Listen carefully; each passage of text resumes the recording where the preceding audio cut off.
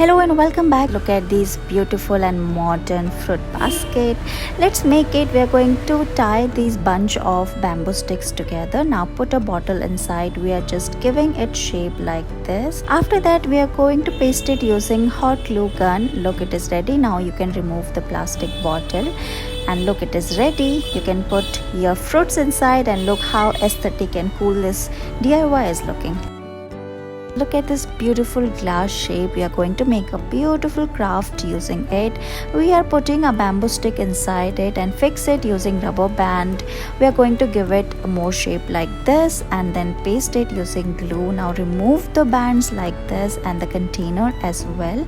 And look, your final shape is ready and how pretty and cool this is looking. You can also make it as a flower basket and look how pretty this vase is looking. You can put your beautiful flowers inside it. Thank you so much for watching this video.